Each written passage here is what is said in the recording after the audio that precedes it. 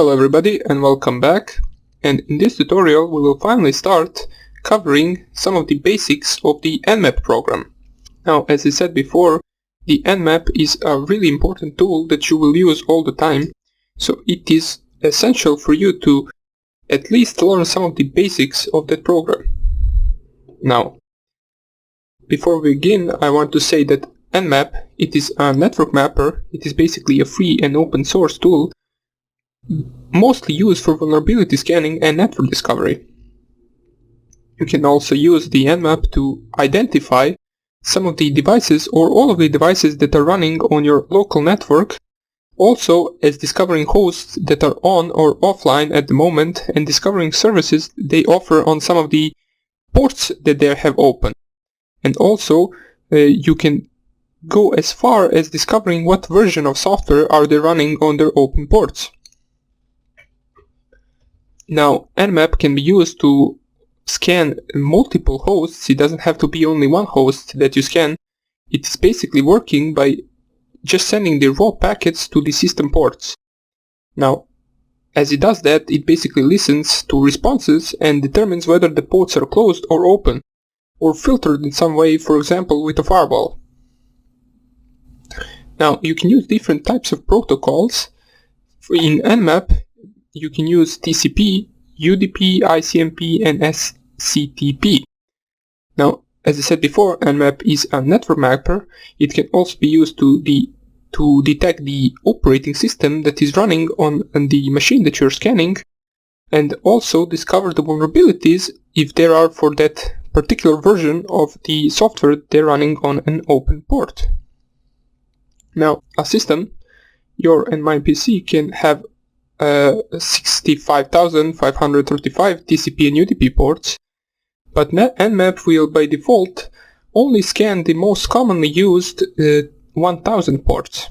Now you can change that as well, so you can scan all the 65,000 ports, but it will probably take a lot longer than the regular 1,000 ports. Now, before we begin using Nmap, I just want to show you first of all how you can run it, which is basically just open your terminal in Kali Linux. It is already pre-installed in it, and you can just type here Nmap. Now you will see that it will print out a bunch of the options that we will cover, but before we do that, I just want to give you a more detailed explanation on the IP addresses, because you will be using them extensively in here.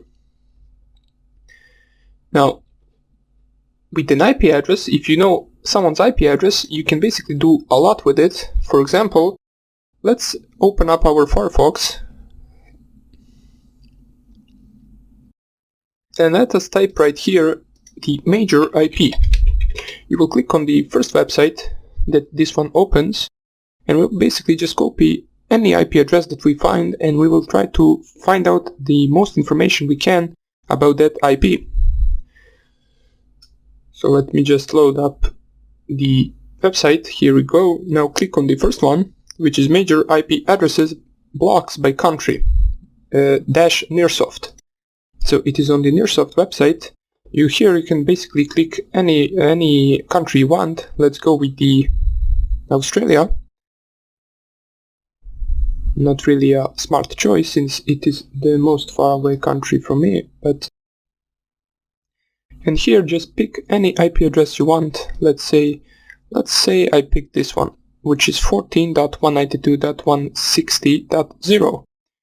If I copy this IP address and I go to my terminal, let me just clear the screen right here, and I use a tool called NSLOOKUP.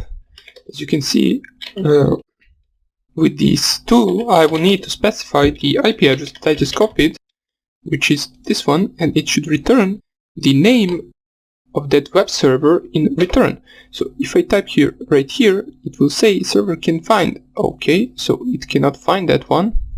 Not a big deal. Let us just copy the other one and check if that one works instead. So we just paste the other IP address and it won't work. Now, let me just show you on the IP address that will work for sure. So if you type here NSLOOKUP, google.com, it will return the Google's IP address with this command. As you can see right here, the address of Google will be 172.117.19.110. Now you can do the same in reverse. So if you type here nslookup, and instead of typing the google.com, you type here the IP address of google.com, you will see in return what is the name of that IP address. Now this is taking some time. Let us just wait a little bit before we close it. It says timeout, so let me try it once again. So nslookup, and then I paste here the IP address of Google. Yeah, it will probably time out once again. So let me just type here nslookup, and let's try facebook.com. Here we can see that the Facebook's IP address is 32.13.84.36. So let's try in reverse. So let me just type here nslookup and then the Facebook's IP address, and hopefully it will return the facebook.com in the output. No, weird, because it says no servers could be reached. Let me just try to ping it. Maybe, but we are on the internet, so it should work. Not really sure why it doesn't work at the moment, but it doesn't really matter. Instead, we can try other command, which can be also used to get some of the informations from an IP address. Now, that tool that we will use is called curl. Now, for example, let me show you. If you type here curl ipinfo, let me just see, yeah, .io, and then slash. Let me just find the slash. Where is it? There it is. And then you paste the Facebook's IP address right here, and you click on it. You press enter. Basically, it will say that the IP that we typed here, host name is facebook.com, city not specified, region not specified, country is specified, and location is also given in coordinates. Organization, as it says right here, is Facebook. So, since nslookup didn't work, we will use curl. So let me just look up the Google's IP address once again, so we can see the curl command with the Google's IP address. So let me just type here curl ipinfo.io and then slash, and then you type here the Google's IP address. And as you can see, we also get the host name, we also get the organization Google, location also given in the coordinates, and the country US.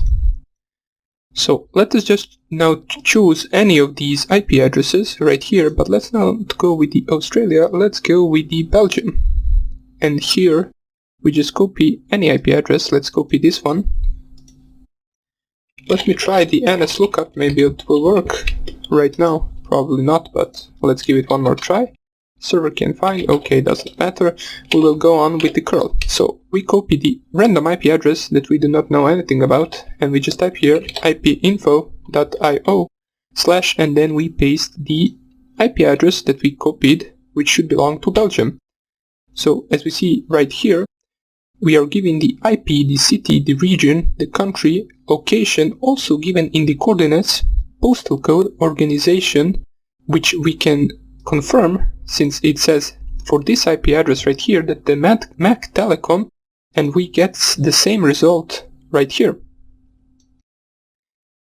Now you can see that you can find a lot of stuff with simply just looking up the IP address.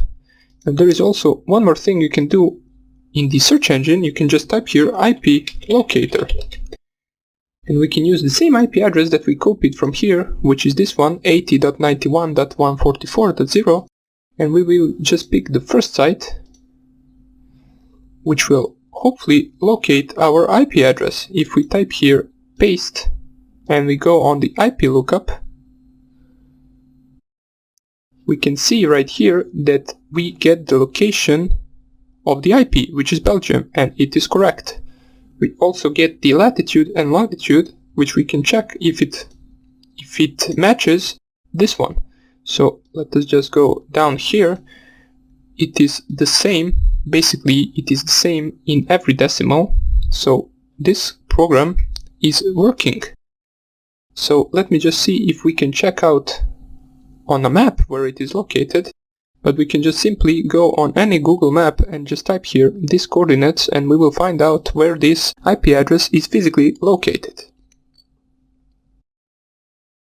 Now that we saw what we can do with the IP addresses, we can open up our Nmap for now on. So if you just type here Nmap, you will see again a bunch of those options, but we will start off with these examples right here. So as you can see right here, they put an example Nmap -v-a scanme.nmap.org. Now it is important to mention that Nmap scanning on the device you do not own or do not have permission to scan is illegal in most of the countries, I believe. So you should not be scanning any website or any device that you do not have permission to scan.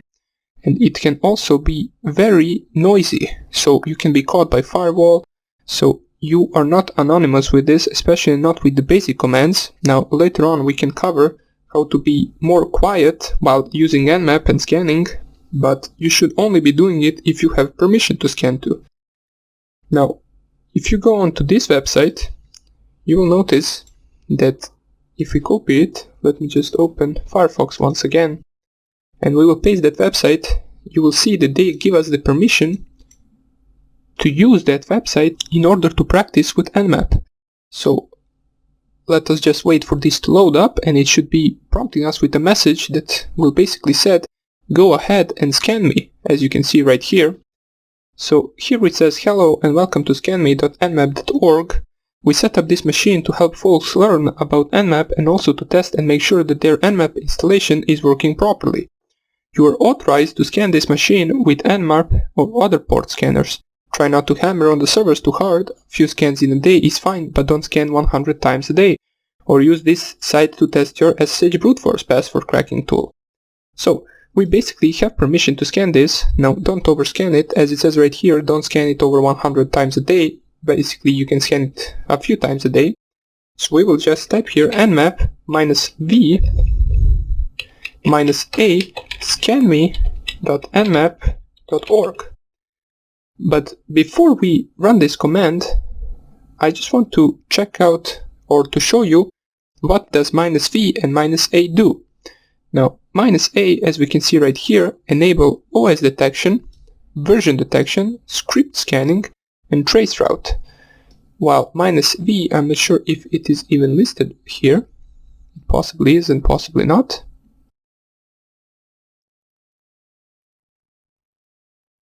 Here it is, increase verbosity level. It basically means it will print out what it is doing in the process of scanning. So if you type here -vb, it will print out even more information in the process of scanning. Now, we won't be using any of these options at the moment. We will just type here nmap scanme.nmap.org. And this can take time. Any scan can take time from few seconds to multiple hours, depending of multiple things, such as the speed of your connection and also the location of the target that you're scanning, and also the number of targets that you're scanning. As we said before, you can scan multiple targets with Nmap, and that will take longer than scanning just one target. If you just press the arrow upwards right here, we can see what percentage of scan is finished. So we can see that 7.4% is done, and here it will give us an information that one host is. So for example, if you were to scan 100 hosts and here it says 22 hosts up, it means that the Nmap retrieved 22 hosts to be online or up and working. Now, as you can see, the Nmap scan result has finished, and here we see a bunch of ports. Some of them are filtered and some of them are open. As we said, the filtered ones could be protected in some of the way, such as with a firewall, while the open ones are basically just open, such as HTTP. As we saw basically when we visited this website, we basically use the HTTP port, which is open, so we were able to connect to this website. There are other ports that are also open, such as SSH port, which is the 22 always, TCP port. You can see some of the higher ports open, such as 9929 and 31337, which is for Elite, and nping-echo, and other ports are just filtered. So this is just a basic scan with Nmap. We will continue with some of the more advanced scans in the next lecture, and I hope I see you there. Bye.